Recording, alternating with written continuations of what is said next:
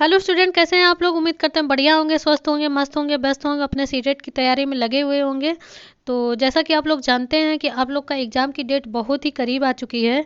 सिर्फ और सिर्फ 7 दिन बचा हुआ है। तो 7 दिन में अपना आप लोग को जो आता है, जो तैयारी कर लिए हैं, बस उसी को रिवीजन करिए। नया पढ़ने की कुछ कोशिश ना करिए, क्योंकि नए के चक्कर में आपका पुराना छूट जाता है। तो जो पुराना है उसको पक्का करते चलिए, और प्रीवियस ईयर का को एक बार एक नज़र एक झलक देखते चलिए। तो समय की कीमत हम जानते हैं, इसलिए बिना समय गंवाए चलिए आज की क्लास स्टार्ट करते हैं।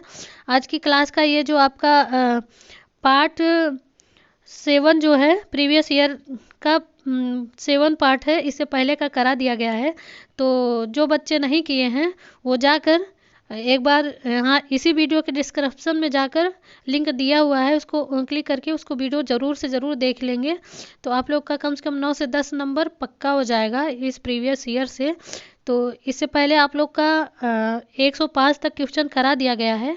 तो इस वीडियो का ये पहला क्वेश्चन है, और आइए देखते हैं। ये कथन है, पहला कथन देखिए। बच्चों के विकास पर शैशवावस्था तक ध्यान देना जरूरी है। तो ये तो सही लग रहा है। आर देखिए, यद्यपि जीवन के शुरुआती कुछ वर्ष विकास के लिए बहुत महत्वपूर्ण है, और मस्तिष्क नवीनता के दृष्टिकोण से पूरी बाल्यावस्था और किशोरावस्था संवेदनशील अवधि है। ये भी सही है। जो कहा जाता है कि जो बच्चों का विकास होता है, शुरुआत के जो शैशवावस्था होता है और बाल्यावस्था होता है, उसी पर टिका हुआ होता है। 0 से 5 वर्ष तक जो है आपका जो ये बच्चों का 0 से 5 वर्ष होता है, इसी 5 वर्ष में पूरी विकास हो जाती है पूरी लाइफ की। तो ये दोनों ऑप्शन सही है, तो आप लोग का आंसर जाएगा ए की तरफ। चलिए नेक्स्ट क्वेश्चन देखते हैं। नेक्स्ट क्वेश्चन है आप लोग का 7वां क्वेश्चन। निम्नलिखित कथनों में से कौन सा कथन सामाजिकरण के संदर्भ में सही है। तो पहला ऑप्शन देखिए। परिवार और स्कूल सामाजिकरण में प्रमुख योगदान देते हैं, लेकिन मीडिया और सहपाठी जैसे अन्य संस्थान भी हैं जो महत्वपूर्ण भूमिका निभाते हैं। और नेक्स्ट देखिए ऑप्शन। स्कूल बच्चों के प्राथमिक सामाजिकरण के प्रमुख संस्थान है, और मीडिया और बच्चों के सामाजिकरण का महत्वपूर्ण संस्थान नहीं है। और डी ऑप्शन देखिए, बच्चों के सामाजिकरण में धार्मिक संस्थाएं किसी भी तरह की भूमिका नहीं निभाती हैं। तो बताइए आप लोग कौन सा ऑप्शन सही होगा। उम्मीद करते हैं आप लोग आंसर लगा लिए होंगे। तो आप लोग का आंसर जाता है ए की तरफ, जो कि एकदम करेक्ट है। ये मीडिया बच्चों के सामाजिकरण महत्वपूर्ण संस्थान नहीं है। ये तो नहीं शब्द ही गलत हो गया। उम्मीद करते हैं आप लोग आंसर अच्छे से लगा लिए होंगे। तो चलिए नेक्स्ट क्वेश्चन देखते हैं। नेक्स्ट क्वेश्चन है आप लोग का, एक प्रगतिशील कक्षा में ऐसा वातावरण बनाने पर बल दिया जाना चाहिए जहां, देखिए पहला ऑप्शन देखिए, बच्चों के भावनात्मक आवश्यकताओं का ध्यान रखा जाए और वे अपने को महत्वपूर्ण समझें। अपने को, चलिए नेक्स्ट ऑप्शन देखते हैं। उपलब्धि उद्देश्यों पर बल दिया जाए और परीक्षाओं में विद्यार्थियों की उपलब्धि अध्यापकों द्वारा उनकी परिप्रेक्ष्य समझने का आधार बने। नेक्स्ट ऑप्शन देखिए, अध्यापक के नेतृत्व में विद्यार्थी निष्क्रिय अनुसरण करते हैं। निष्क्रिय शब्द जो है नेगेटिव होता है, तो उसको काट ही देना है। नेक्स्ट देखिए, विद्यार्थियों में परीक्षाओं के लिए पढ़ने की अपेक्षा की जाती है। विद्यार्थियों की पढ़ने की अपेक्षाएं की जाए, विद्यार्थी से अपेक्षाएं नहीं किया जा सकता है, उनका तो काम ही पढ़ना। तो 2 ऑप्शन कट गया है। तो बताइए आप लोग कौन सा आंसर होगा। उम्मीद करते हैं आप लोग आंसर लगा लिए होंगे। तो आप लोग का आंसर जाता है, आप लोग का आंसर जाता है ए की तरफ। चलिए नेक्स्ट क्वेश्चन देखते हैं। नेक्स्ट क्वेश्चन है,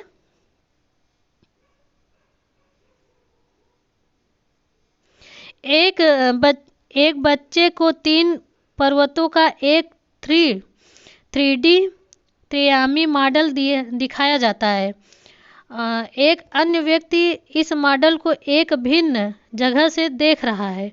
बच्चे को एक दूसरे व्यक्ति के दृष्टि क्षेत्र से देखे गए मॉडल को बनाने के लिए कहा जाता है, पर वह सही तरीके से नहीं कर पाता है। तो जीन पियाजे के अनुसार यह क्या दर्शाता है? तो बताइए आप लोग, ऑप्शन देख लीजिए।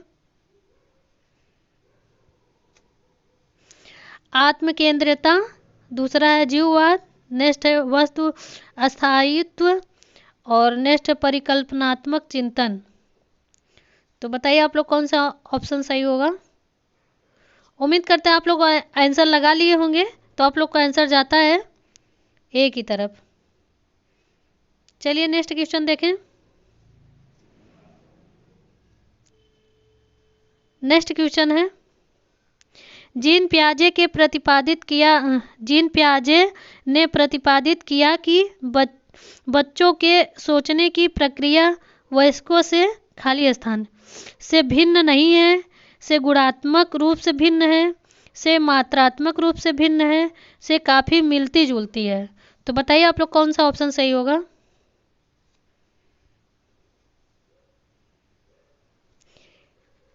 ये जीन पियाजे जी जो हैं वो बड़ों को ज़्यादा महत्व देते थे और छोटों की बुद्धि को कम महत्व देते थे।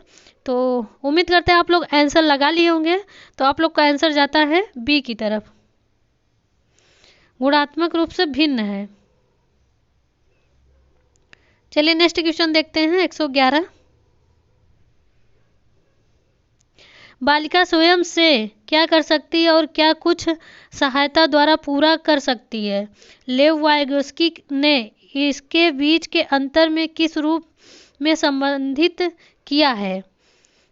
तो मतलब इसका क्वेश्चन का मतलब है कि बालिका जो है स्वयं से क्या कर सकती है और क्या कुछ सहायता द्वारा पूरा कर सकती है। तो बताइए आप लोग कौन सा होगा। पहला ऑप्शन देख लीजिए, बुद्धि, दूसरा समीपस्थ विकास का क्षेत्र, तीसरा पाठ, नेक्स्ट है समायोजन। बताइए आप लोग कौन सा आंसर होगा। उम्मीद करता हैं आप लोग आंसर लगा लिए होंगे। तो आप लोग का आंसर जाता है बी की तरफ।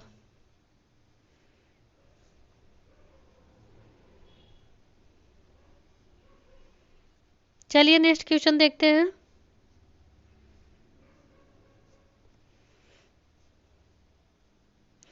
नेक्स्ट क्वेश्चन है,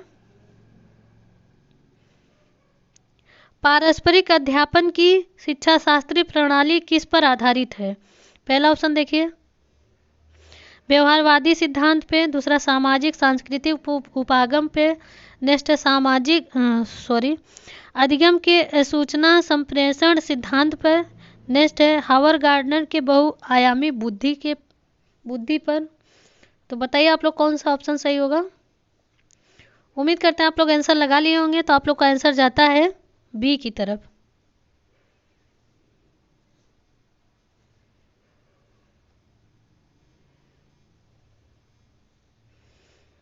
चलिए नेक्स्ट क्वेश्चन देखते हैं।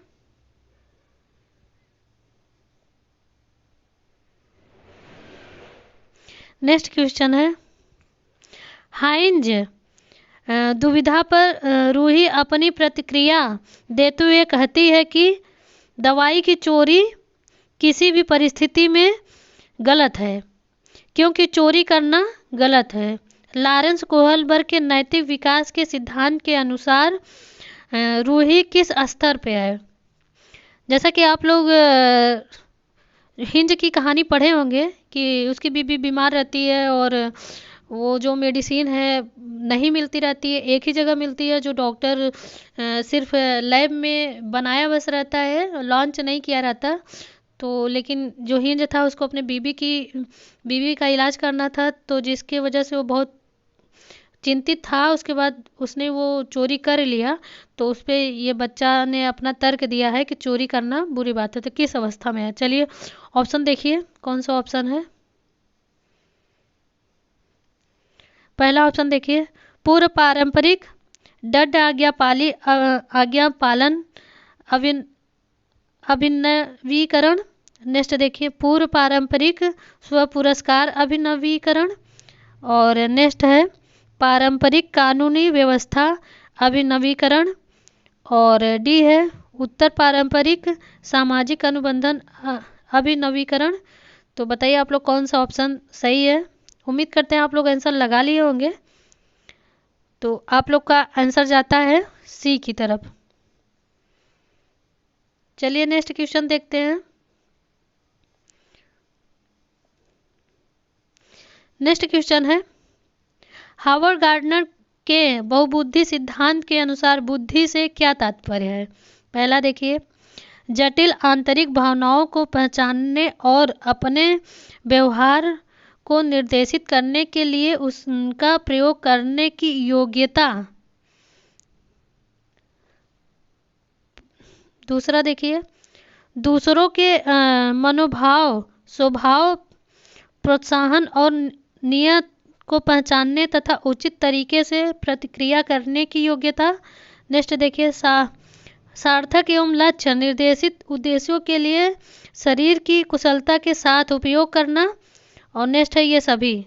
तो बताइए आप लोग कौन सा ऑप्शन सही होगा।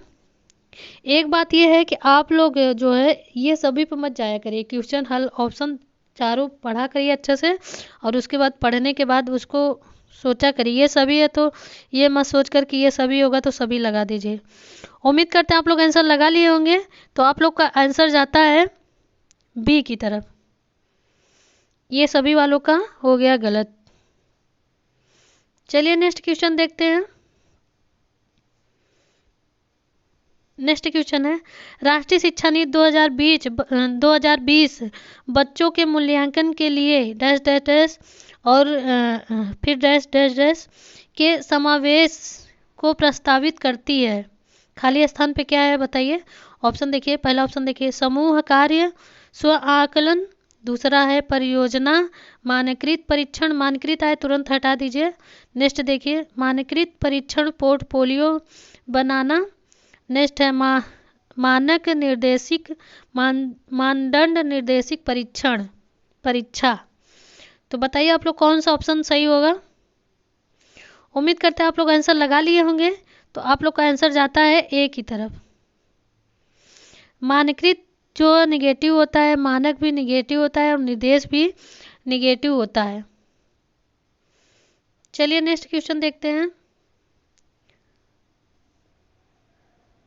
नेक्स्ट क्वेश्चन है आप लोग का समग्र मूल्यांकन के उद्देश्यों को ध्यान में रखते हुए अध्यापक को करना चाहिए। पहला ऑप्शन देखिए प्रश्न उत्तरी में केवल सही उत्तरों के आधार पर प्राप्त अंकों पर विचार करना।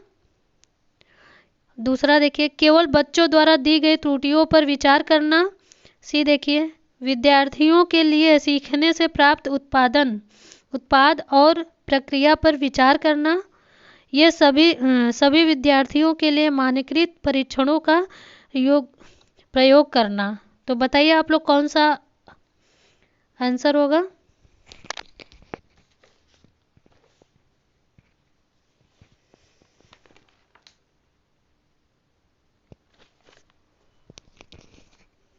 उम्मीद करते हैं आप लोग आंसर लगा लिए होंगे। चलिए क्वेश्चन हल किया जाए। सबसे पहले तो ये है कि केवल शब्द जो भी दिखे आप लोग को कहीं भी दिखे तो उसको काट देना है। तो इसमें जो है केवल शब्द है बी ऑप्शन में, और सी में भी आप लोग का क्या है सही ऑप्शन नहीं लग रहा है। और मानकीकृत शब्द कहीं भी दिखे मानकीकृत हटा दीजिए। तो आप लोग का जो है सी और ए में बताइए आप लोग कौन सा ऑप्शन सही होगा। उम्मीद करते हैं आप लोग आंसर लगा लिए होंगे। तो आप लोग का आंसर जाता है ए की तरफ।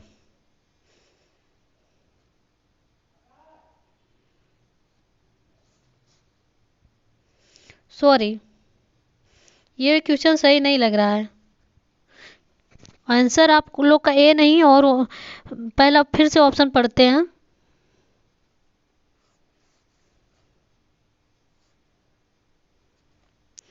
ये प्रश्न उत्तरी में केवल केवल शब्द है तो इसको हटा दीजिए। केवल सही उत्तरों के आधार पर प्राप्त अंकों पर विचार करें।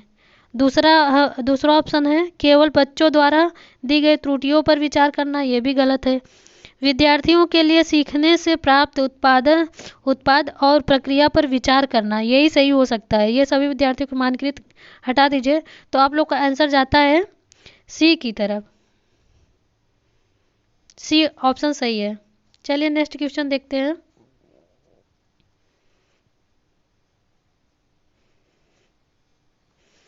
अधिकांशतः यह देखा है कि माताओं की अनुपस्थिति में लड़कियों की अपेक्षा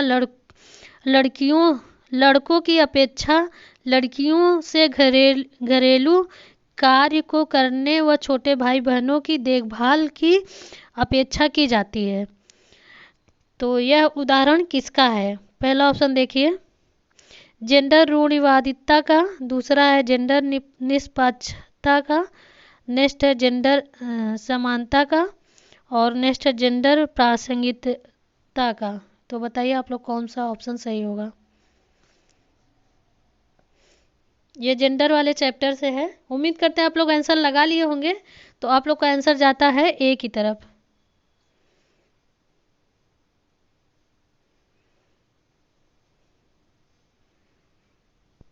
ए की तरफ जाता है आप लोग का आंसर, क्योंकि रूढ़िवादिता होता है कि लड़कियां ही घर का खाना बनाती हैं, लड़कियां बाइक नहीं चला सकती, लड़कियां घर से बाहर नहीं जा सकती हैं, लड़कियां सिर्फ घर के लिए बनी हैं। तो ये जो पहले की रूढ़िवादिता था अब तो काफ़ी चेंज हो गया है और हो भी रहा है, अभी कुछ जगहों पे बचा हुआ है। तो चलिए नेक्स्ट क्वेश्चन देखते हैं।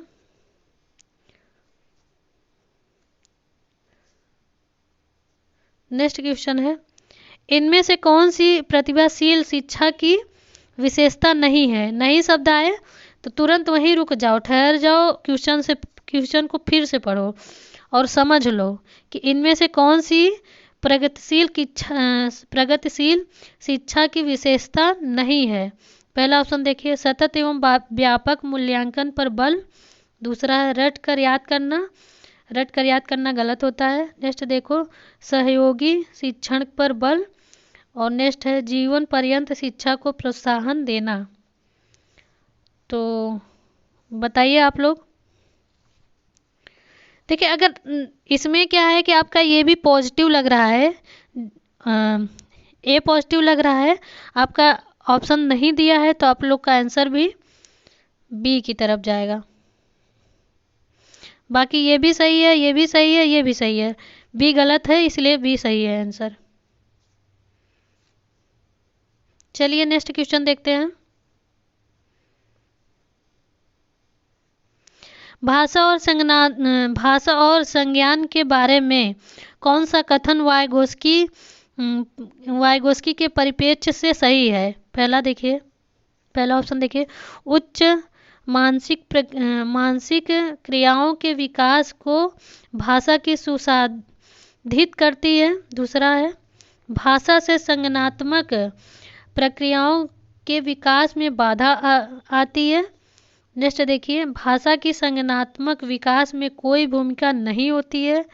तो गलत है, ये तो जीन प्याजे जी का है ना। नेक्स्ट देखिए, संज्ञान भाषा से स्वतंत्र रूप से विकसित होता है। तो बताइए आप लोग कौन सा ऑप्शन सही होगा। उम्मीद करता है आप लोग आंसर लगा लिए होंगे। तो आप लोग का आंसर जाता है ए की तरफ।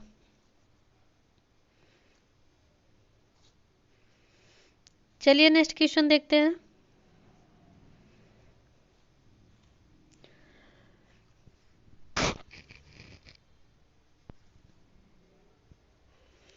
नेक्स्ट क्वेश्चन है, अधिगम अक्षमता के संदर्भ में गणितीय अधिगम अक्षमता क्या कहलाती है?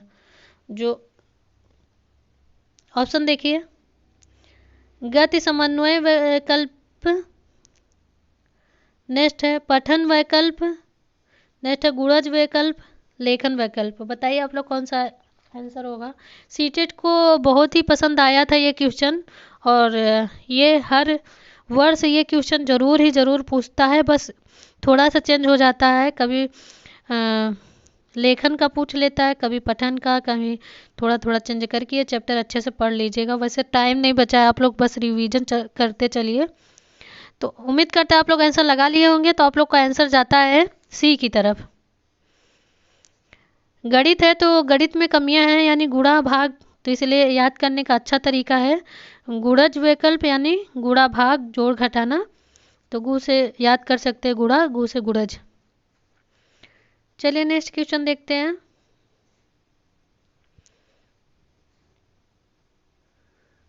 नेक्स्ट क्वेश्चन है, सलमा 5 वर्ष लड़की है, 5 वर्ष की लड़की है सलमा।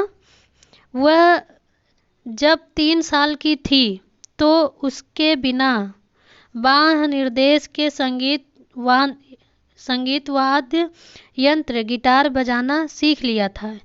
इस योग्यता के आधार पर उसे निम्नलिखित में से किस श्रेणी में रखेंगे? पहला, धीमी गति से सीखने वाली विद्यार्थी। दूसरा, कम बुद्धि लब्धि वाली बालिका। नेक्स्ट है प्रतिभाशाली, और नेक्स्ट है स्वलीन। तो बताइए आप लोग कौन सा ऑप्शन होगा। उम्मीद करते हैं आप लोग आंसर लगा लिए होंगे। तो आप लोग का आंसर जाता है सी की तरफ, प्रतिभाशाली बुद्धि। चलिए नेक्स्ट क्वेश्चन देखते हैं। आप लोग के पास टाइम बहुत कम है, एग्ज़ाम सिर्फ 1 हफ्ते बचा हुआ है। तो ये प्रीवियस ईयर है, तो एक नज़र बस देखते चलिए। क्वालिटी वीडियो को बढ़ा लीजिए, और आप लोग को अगर लग रहा है कि टाइम ज़्यादा मतलब धीरे पढ़ा रहे हो तो स्पीड भी बढ़ा लीजिए। स्पीड बढ़ा के बस क्वेश्चन आंसर करते चलिए। चलिए नेक्स्ट क्वेश्चन देखिए। हार्दिक को कम दिखाई देता है, अध्यापक को उसकी इस स्थिति के बारे में नहीं बताया गया है। कक्षा में अध्यापक को उसके किस व्यवहार क्रिया से पता चल सकता है कि उसे कम दिखाई देता है? सपोज दैट पूनम जी, अगर मेरी वीडियो देख रही हैं तो देख ही रही होंगी।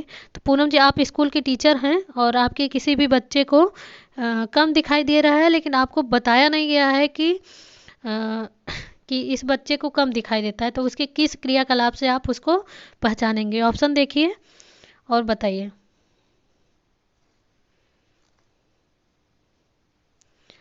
पहला ऑप्शन देखिए,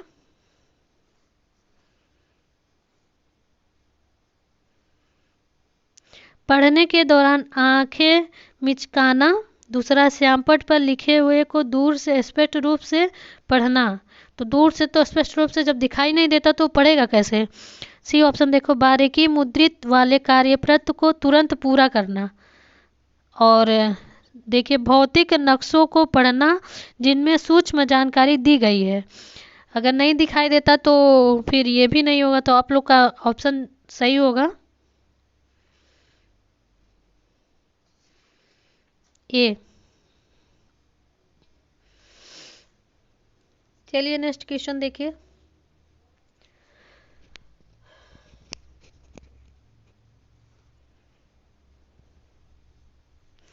एक शिक्षिका अपने कक्षा में दिव्यांग विद्यार्थियों के अध्ययन के लिए प्रेरित परिवेश कैसे बना सकती है? पहला ऑप्शन देखिए, आप लोग लगाइए, तब तक मैं थोड़ा पानी पी लेती हूँ।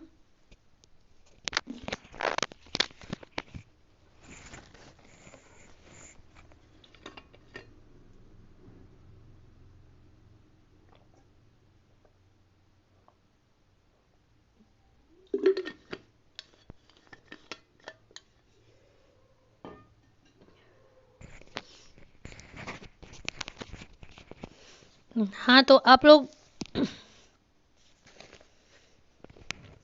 ऑप्शन देखिए।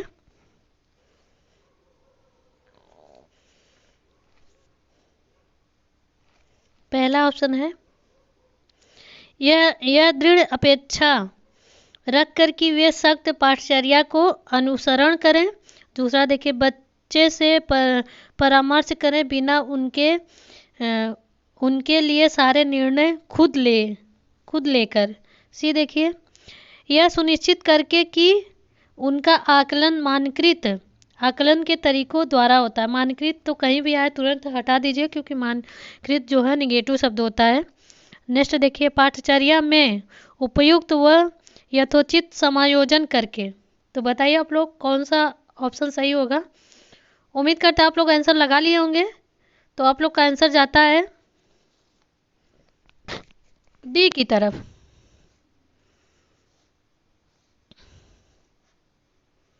आप लोग का आंसर जाता है डी की तरफ। चलिए नेक्स्ट क्वेश्चन देखते हैं।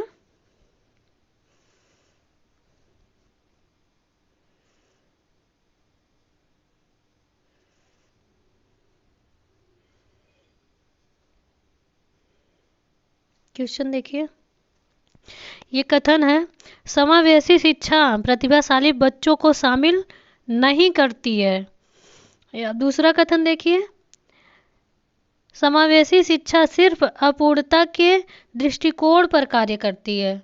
तो ऑप्शन जो है ए आर दोनों सही है, और आर सही व्याख्या करता है ए की। नेक्स्ट देखिए, ए आर दोनों सही है लेकिन आर व्याख्या नहीं करता है ए की। ए सही है लेकिन आर गलत है, ए आर दोनों गलत है। तो बताइए आप लोग कौन सा ऑप्शन होगा। चलिए क्वेश्चन को हल किया जाए। समावेशी शिक्षा प्रतिभाशाली बच्चों को शामिल नहीं करती है। ये तो कहीं भी लिखा नहीं है कि जहाँ समावेशी शिक्षा प्रतिभाशाली बालक को शामिल नहीं करती है, तो आपका ये गलत हो गया। और दूसरा है, समावेशी शिक्षा सिर्फ अपूर्णता के दृष्टिकोण पर कार्य करती है, तो आप लोग का ये भी गलत है। तो आप लोग इस हिसाब से आप लोग का आंसर जाता है डी की तरफ। ए आर दोनों गलत हैं। चलिए नेक्स्ट क्वेश्चन देखें।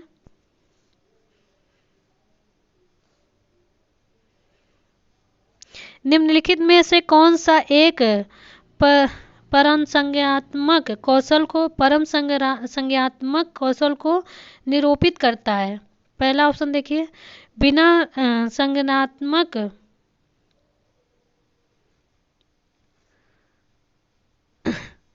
बिना संलग्नता के विषय वस्तु का कंठस्थीकरण करना। दूसरा है, दूसरे के व्यवहार की नकल करना और अपने ही सोच की विधियों के विषय में सोचना।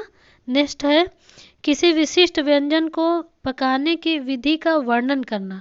तो बताइए आप लोग कौन सा ऑप्शन सही होगा। उम्मीद करते हैं आप लोग आंसर लगा लिए होंगे। तो आप लोग का आंसर जाता है सी की तरफ। चलिए नेक्स्ट क्वेश्चन देखते हैं। नेक्स्ट क्वेश्चन है आप लोग का, निम्नलिखित में से कौन सी शैली एक प्रभावशाली विद्यालय में प्रयोग में लाई जानी चाहिए। निम्नलिखित में से कौन सी शैली एक प्रभावशाली विद्यालय में प्रयोग में लाई जानी चाहिए। पहला ऑप्शन देखिए, इनाम और सजा का प्रयोग। इनाम उनाम नहीं चलता है। नेक्स्ट देखिए, प्रतिस्पर्धात्मक कक्षा। दूसरा, तुलनात्मक कक्षा। नेक्स्ट है, सहयोगात्मक अधिगम। तो बताइए आप लोग कौन सा ऑप्शन सही होगा। उम्मीद करते हैं आप लोग आंसर लगा लिए होंगे। तो आइए चलिए क्वेश्चन को हल किया जाए। तो जैसा कि हमने बताया आप लोग को कि सजा नहीं देना है, यह सजा का प्रयोग नहीं करना है। प्रतिहस्तात्मक ये भी गलत होता है। तुलना करना गलत होता है, इसलिए आप लोग का आंसर जाता है डी की तरफ। चलिए नेक्स्ट क्वेश्चन देखते हैं।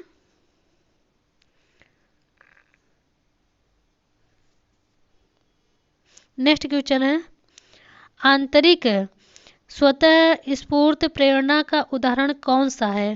पहला ऑप्शन देखिए, एक विद्यार्थी अच्छे ग्रेड लाने के लिए एक प्रयोग कर रही है। दूसरा ऑप्शन देखिए, एक विद्यार्थी इसलिए प्रयोग कर रही है क्योंकि उसे प्रयोग का परिणाम जानने की उत्सुकता है। सी देखिए, एक विद्यार्थी इसलिए प्रयोग कर रही है क्योंकि उसे थ्योरी की कक्षा पसंद नहीं है। चलिए नेक्स्ट देखते हैं, एक विद्यार्थी इसलिए प्रयोग कर रही है क्योंकि वह अपनी अध्यापिका को प्रभावित करना चाहती है। तो बताइए आप लोग कौन सा ऑप्शन सही होगा। उम्मीद करते हैं आप लोग आंसर लगा लिए होंगे। तो आप लोग का आंसर जाता है बी की तरफ। एक विद्यार्थी इसलिए प्रयोग कर रही है क्योंकि उसे प्रयोग का परिणाम जानने की उत्सुकता है। चलिए नेक्स्ट क्वेश्चन देखते हैं। आप लोग यहाँ तक पहुँच गए हैं, लेकिन आप लोग ना तो अभी तक चैनल सब्सक्राइब किए हैं, ना तो वीडियो को लाइक किए हैं। तो आप लोग सबसे पहले क्वेश्चन हल करने से पहले आप लोग वीडियो को लाइक कर दीजिए, चैनल को सब्सक्राइब कर लीजिए। और आप लोग को टाइम दिया जाता है 1 मिनट।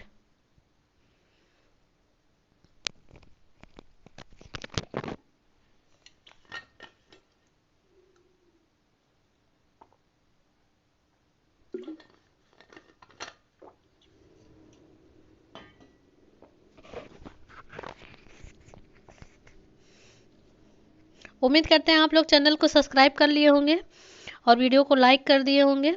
तो चलिए क्वेश्चन को हल किया जाए। कौन सी स्थिति संरचनावादी शिक्षा शास्त्र विधि को दर्शाती है? कौन सी स्थिति संरचनावादी शिक्षा शास्त्र विधि को दर्शाती है? पहला ऑप्शन देखिए, विद्यार्थी अध्यापक के व्याख्यान को सुन रहे हैं और पढ़ाई गई विषय वस्तु पर नोट्स बना रहे हैं। नेक्स्ट देखिए, विद्यार्थी उच्च स्वर में दिए गए अंश को याद कर रहे हैं। याद करना तो गलत ही है। विद्यार्थी पाठ्य पुस्तक से सामग्री को याद कर वर्ष के अंत में परीक्षा देते हैं। नेक्स्ट देखिए, अध्यापक अपने विद्यार्थियों को समकालीन मुद्दों पर चर्चा और वाद विवाद करने के लिए कहता या कहती है। तो बताइए आप लोग कौन सा ऑप्शन सही होगा।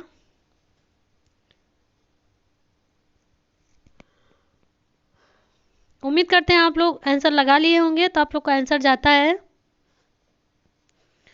आप लोग का आंसर जाता है डी की तरफ। चर्चा करना पॉजिटिव होता है। आप लोग को अगर नहीं आ रहा है तो कहीं भी चर्चा शब्द आ जाए और तो आप लोग उसको पॉजिटिव मानिए। याद करना, रटना और दंड देना, इनाम देना, ये सब नेगेटिव होता है। और चर्चा करना, संदर्भ बहुत सारे हैं, आप लोग वीडियो पड़ी हुई है, जाकर देख लीजिएगा जो नेगेटिव शब्द होते हैं। चलिए नेक्स्ट क्वेश्चन देखा जाए।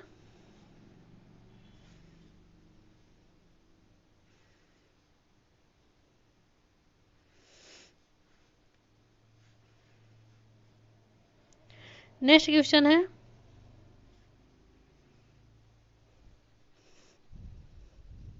29 क्वेश्चन लगता है छूट गया। चलिए नेक्स्ट क्वेश्चन देखिए। बच्चों के कार्य में त्रुटियों को मतलब क्या कहते हैं? पहला ऑप्शन देखिए, दूसरों के समक्ष उनकी बौद्धिक निम्नता, तुच्छता दर्शाती है। दूसरा ऑप्शन देखिए, आवश्यक रूप से शिक्षक की तैयारी में कमी को दर्शाती है। नेक्स्ट देखिए, अध्यापक को बच्चों में निराशा को दूर करने के लिए अनदेखा करना चाहिए। और नेक्स्ट ऑप्शन देखिए, शिक्षक द्वारा पूर्णतः विश्लेषण कर बच्चों से विचार विमर्श करना चाहिए।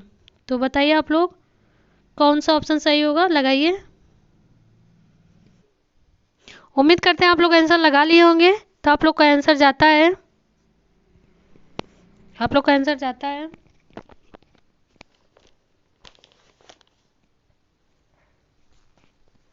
डी की तरफ। चलिए नेक्स्ट क्वेश्चन देखते हैं।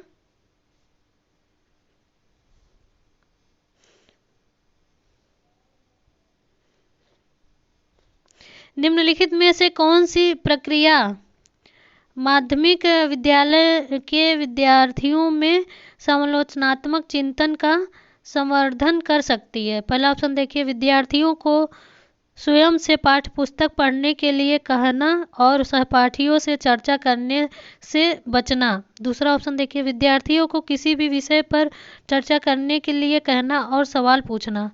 नेक्स्ट देखिए, व्याख्यान विधि का प्रयोग करते हुए अध्यापक द्वारा प्रस्तुतिकरण करना। नेक्स्ट देखिए, विद्यार्थियों को पाठ्य पुस्तक के अंत में दिए गए प्रश्नों के उत्तर लिखने एवं प्रत्यास्मरण करने का गृह कार्य देना। तो बताइए आप लोग कौन सा ऑप्शन सही होगा। उम्मीद करते हैं आप लोग आंसर लगा लिए होंगे। तो आप लोग का आंसर जाता है बी की तरफ। बच्चों, आप लोग का एग्जाम है, जो टाइम बहुत कम है, इसलिए जल्दी जल्दी सिर्फ क्वेश्चन आंसर करते चलिए। बाकी डिटेल पढ़ने के लिए तो डिटेल क्लास दी जाएगी, लेकिन अभी तो टाइम कम है, इसलिए कम टाइम में जितना ज़्यादा क्वेश्चन हल कर लीजिए उतना अच्छा से अच्छा है। तो वीडियो को लाइक नहीं किए तो वीडियो को लाइक करके चैनल को सब्सक्राइब कर लीजिए। चलिए नेक्स्ट क्वेश्चन किया जाए। आप लोग का नेक्स्ट क्वेश्चन है, बाल विकास में खाली स्थान है से फिर खाली स्थान है तक होने वाली वृद्धि व बदलाव का अध्ययन किया जाता है। पहला देखिए, जन्म माध्यमिक बाल्यावस्था है। नेक्स्ट देखिए, जन्म किशोरावस्था है। जन्म धारण गर्भ सी देखिए, धारण माध्यमिक बाल्यावस्था है। और डी ऑप्शन है गर्भधारण किशोरावस्था है। तो बताइए आप लोग कौन सा ऑप्शन सही होगा। आप लोग का आंसर जाता है डी की तरफ। चलिए नेक्स्ट क्वेश्चन देखते हैं। सामाजिकरण, पहला ऑप्शन देखिए, समाज के रीति रिवाज को पारित करने की एक सरल प्रक्रिया है। दूसरा देखिए जटिल प्रक्रिया, दूसरा ऑप्शन देखिए जटिल प्रक्रिया है जो प्रत्यक्ष और अप्रत्यक्ष दोनों रूप से होती है। सी देखिए व्यवस्थित तरीके से होने वाली रैखिक प्रक्रिया है। नेक्स्ट देखिए औपचारिक प्रक्रिया है जो केवल परिवार द्वारा नियोजित होती है। तो बताइए आप लोग कौन सा ऑप्शन सही होगा। उम्मीद करते हैं आप लोग आंसर लगा लिए होंगे। तो आप लोग का आंसर जाता है बी की तरफ। टाइम बहुत कम है, इसलिए चलिए फटाफट क्वेश्चन करते चलें। नेक्स्ट क्वेश्चन है आप लोग का, जीन पियाजे संज्ञानात्मक विकास के सिद्धांत में संयोजन और समावेशन किसकी पूरक प्रक्रिया है। किसकी पूरक प्रक्रिया है। पहला ऑप्शन देखिए अनुकूलन, दूसरा सीखने का निकटतम क्षेत्र, नेक्स्ट संरचनात्मक चित्रण और नेक्स्ट अग्रिम आयोजन। तो बताइए आप लोग कौन सा ऑप्शन सही है। उम्मीद करता है आप लोग आंसर लगा लिए होंगे। तो आप लोग का आंसर जाता है ए की तरफ। आप लोग का आंसर जाता है ए की तरफ। चलिए नेक्स्ट क्वेश्चन देखें। मेरे प्यारे प्यारे बच्चों, चैनल को सब्सक्राइब कर लीजिए। जैसा कि आप लोग जानते हैं कि मैडम जी वर्ड चैनल नया चैनल है, तो अभी आप लोग क्या कहते हैं बहुत कम सब्सक्राइबर है। तो आप वीडियो को जितना ज़्यादा हो सके वीडियो को शेयर करके और चैनल को खुद सब्सक्राइब कर लीजिए, क्योंकि आप जितना व्यू जाता है उतने सब्सक्राइबर हैं नहीं। तो आप लोग दूसरे का छोड़कर अपना खुद देखिए। अगर आप लोग देख रहे हैं वीडियो तो वीडियो को सब्सक्राइब करने में पैसा नहीं लगता, लाइक करने में पैसा नहीं लगता। हाँ, और आप लोग की का भी कमेंट आता रहता है कि वीडियो में जो भी कमी रहे, अभी नया है तो उतना हैबिट है नहीं, तो धीरे इंसान सीख ही जाता है। तो जो कमियां वीडियो में दिखती है तो उसको आप लोग अपना राय सुझाव दिया करिए। बाकी कमियों पर काम किया जा रहा है, तो धीरे धीरे सुधार होगा। आपके बीच से ही उठकर आए हैं तो थोड़ा सा टाइम दीजिए, बाकी सपोर्ट करिए। चलिए नेक्स्ट, चलिए वीडियो 35 नंबर पे था, तो क्वेश्चन हल किया जाए। बच्चों को सीखने के संदर्भ में जीन पियाजे खाली स्थान को जबकि लेवागोस्की खाली स्थान को महत्व देते हैं। पहला ऑप्शन देखिए परिपक्वता सांस्कृतिक उपकरण और पुनर्बलन स्कीमा में बदलाव। सी देखिए वेदन और अभ्यास पुनर्बलन। नेक्स्ट है उद्दीपन प्रतिक्रिया संबंध संगठन। तो बताइए आप लोग कौन सा ऑप्शन सही होगा। उम्मीद करते हैं आप लोग आंसर लगा लिए होंगे। तो आप लोग का आंसर जाता है ए की तरफ।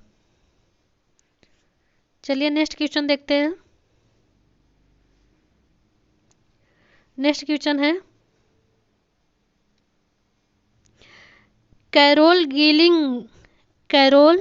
गिलिगन ने लॉरेंस कोहलरबर्ग के नैतिक विकास की समालोचना करते हुए तर्क रखा कि कोहलरबर्ग नारीवादी नैतिकता, जो खाली स्थान पर जोर देती है, को नकारते हैं। तो ऑप्शन देखिए, देखभाल की नैतिकता, नैतिक आदर्शों की, नेक्स्ट है न्याय की नैतिकता, नेक्स्ट है सामाजिक अच्छाई की चिंता।